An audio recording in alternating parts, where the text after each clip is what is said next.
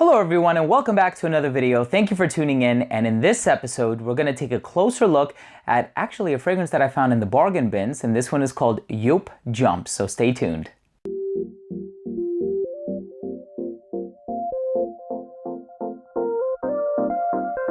Now this fragrance was released in 2005. The perfumer for this one is Sophie Laab, and the original came out back in 1989, so this is a flanker of the original.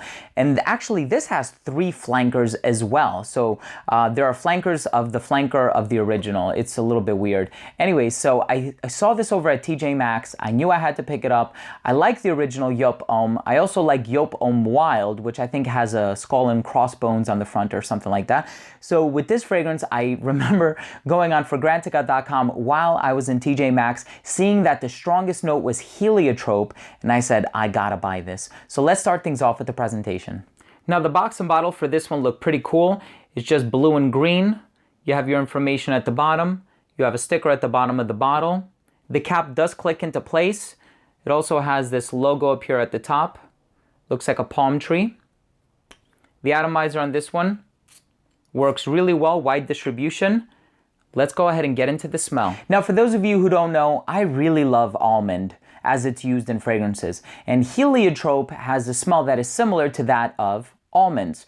There's also a lot of other ingredients out there like heliotropics N, which are synthetic molecules used in place of heliotrope or real heliotrope. And I wasn't expecting anything natural with this fragrance, especially considering the price point, but I remember smelling it for the first time and just being sort of disappointed. I was expecting it to smell a lot sweeter, especially if you've smelled the original Joop Homme. You know how sweet that one is. It actually chokes people out. I think that might be one of the reasons why they reformulated it. And even Joop Homme Wild is certainly a sweet fragrance as well. And I love gourmand fragrances. This one, on the other hand, it has a sweetness. I remember all these other notes, like tonka bean is listed as a note. There's some citrus in there as well.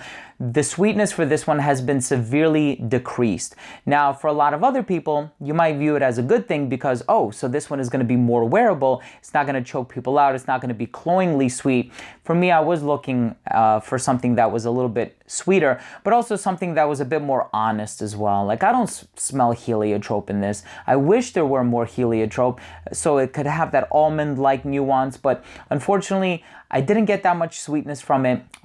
There is the citrus in there. There are some woods in there, but overall, it's just not the smell that I was expecting. That's not to say that it's not a nice smell.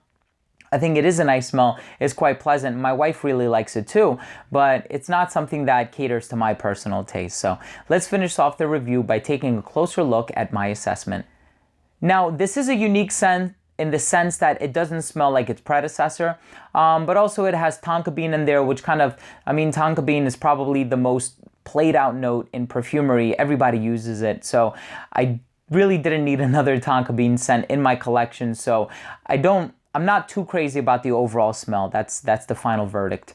As far as the longevity, it was okay. I got about 5 to 6 hours. Projection was really good for the first 2 hours, and then it sat closer to the skin. Versatility on this one is really good. I would actually go as far as saying it's much better than the original Joop Homme or even Joop Homme Wild, which is still in gourmand territory. So for this one, you are going to get far better performance and versatility.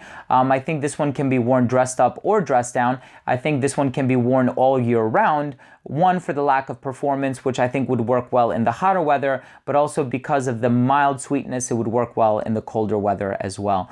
And then lastly, presentation. It's a little bit different. I'm not too crazy about it.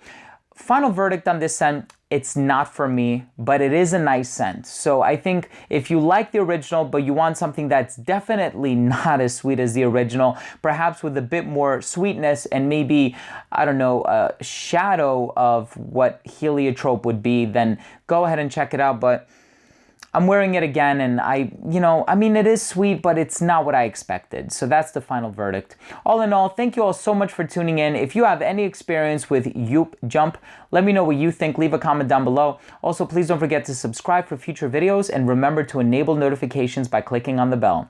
Remember, I smell well so you can smell good, and we'll see you in the next episode. Take care.